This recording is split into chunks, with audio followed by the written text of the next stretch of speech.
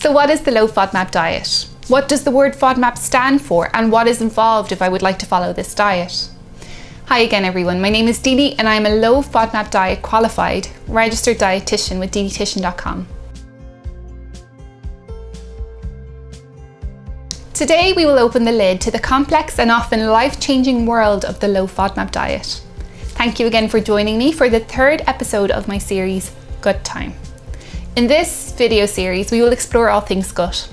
So in my last two videos, we looked at the causes and symptoms of IBS, and we delved a little deeper to discover 17 surprisingly simple ways to improve your IBS symptoms.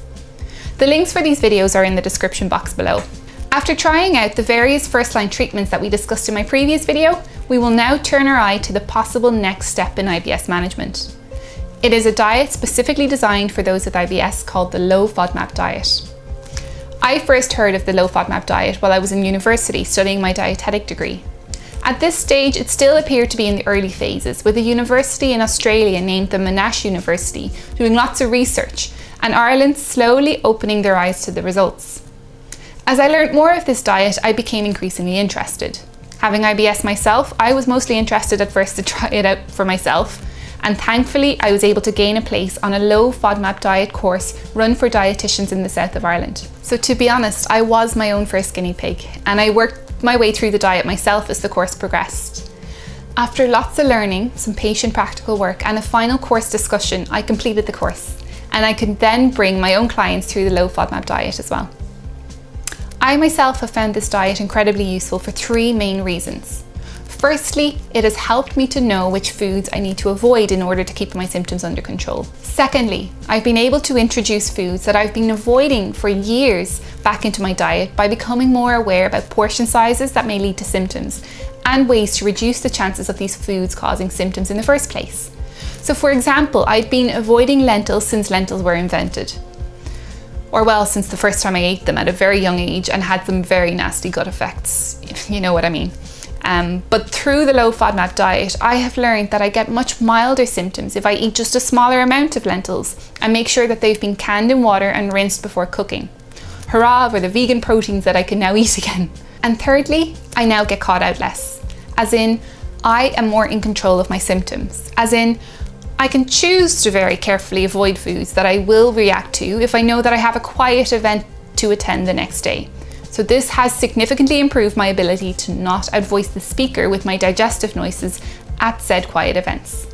But also it allows me to prepare in advance if I know that I'll be eating a food that will cause gut problems. For example, I can prepare by taking some anti-cramping medications or an Imodium. Because my goodness, I love hummus, and no, I don't always want to stick to a small, tiny, minute amount of it. So what does the low FODMAP diet stand for? Well, the F is for fermentable. This means that bacteria can act on these foods to create gas. The O stands for oligosaccharides, and there are two types of these. Fructooligosaccharides, also known as FOS or fructans, and galactooligosaccharides, also known as GOS or galactans. FOS is a type of sugar found in foods such as wheat, rye, onions and garlic, and GOS is found in pulse vegetables such as beans and chickpeas. Now the D stands for disaccharides, and lactose is a disaccharide that is found in milk, for example. The M stands for monosaccharides, such as fructose, which is found in several fruits and in honey. Now the A just stands for the word and, but the P stands for polyols, which are sugar alcohols used as artificial sweeteners, but they can also be found naturally in some fruits and vegetables. How can these FODMAP foods cause my symptoms?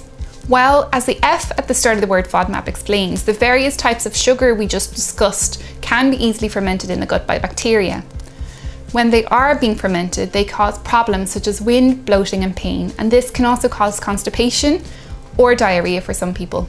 When we eat these FODMAP foods, we can react to some types of sugars, but rarely do we respond to every single one of them.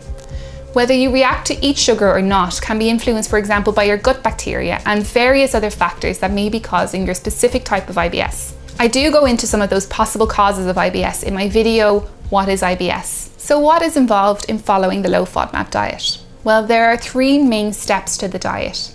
The first is known as the elimination phase, where you try to avoid certain foods that contain high levels of the various FODMAP sugars. The next phase is then known as the reintroduction phase, and during this phase you gradually reintroduce each of the groups of FODMAP foods in a careful and graded way, and this will then help you see exactly which FODMAP sugars you may be reacting to.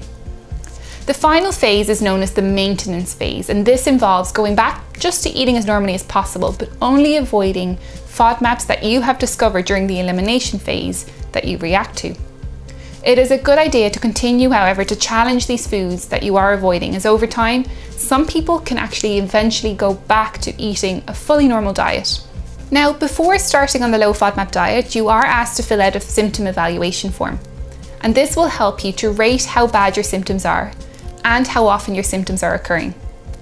At the end of the elimination phase, you will probably fill out the same form again to see if your symptoms have improved. And then you will continue to monitor your symptoms carefully as you reintroduce the FODMAP sugars to see if you may be reacting to that particular FODMAP.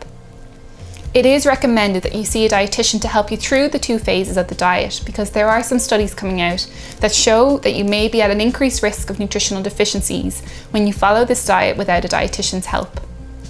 Also, a dietitian can help you make sure that you follow the diet correctly to help you get the most out of its effects. So will the low FODMAP diet work for me?